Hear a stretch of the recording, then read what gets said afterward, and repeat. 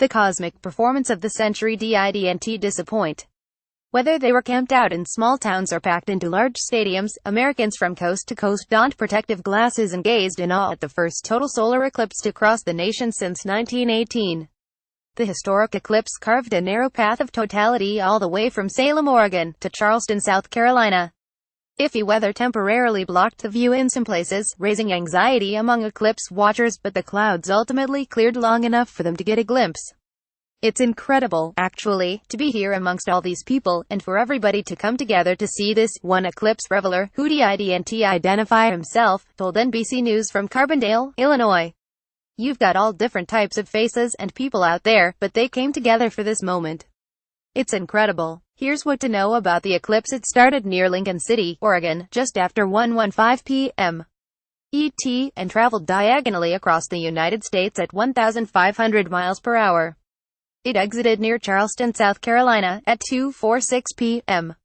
ET. The total eclipse, when the moon completely covers the sun, darkening skies, only lasted anywhere from several seconds to up to 2.5 minutes. But the 14 states it passed through on Monday enjoyed a partial eclipse for 2 to 3 hours. This is the first time the U.S. mainland has experienced a total solar eclipse since 1979, but only 5 states in the Northwest experienced total darkness then. Related everything you need to know about the eclipse. The eclipse traveled west to east, in a 70-mile wide band of prime viewing. First up was Oregon, and for the tiny town of Madras, where views were best, the population of 6,200 swelled to more than 100,000 as tourists flocked to see it. The show managed to live up to the hype. At 10:19 a.m. PT, darkness enveloped Madras as the moon eclipsed the sun. Crowds cheered and pointed, marveling at the eclipse's beauty even as they shivered in temperatures that dropped significantly. Next up for totality was Casper, Wyoming, which erupted in similar roars just before noon local time. It then made its way through Lincoln, Nebraska, before passing through Missouri. Carbondale, Illinois, and Hopkinsville, Kentucky, were in the dark for the longest, at 2 minutes, 38 seconds. In Carbondale, about 15,000 people gathered in the stadium to watch the phenomenon. A megaphone blasted safety instructions to the audience before they fell silent ahead of the total eclipse. Some cloud cover in Carbondale partially obstructed the view for several seconds, prompting some boos from disappointed eclipse viewers.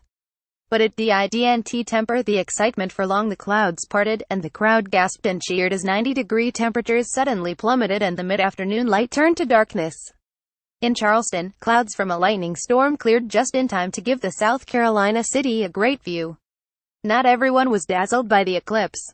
American employers were anticipated to lose nearly $700 million in lost productivity, according to firm challenger, Gray Christmas. And those eager to safely catch a glimpse of the moon-covered sun were met with problems, too. Eclipse eyewear sold out in many places, and counterfeits popped up in others.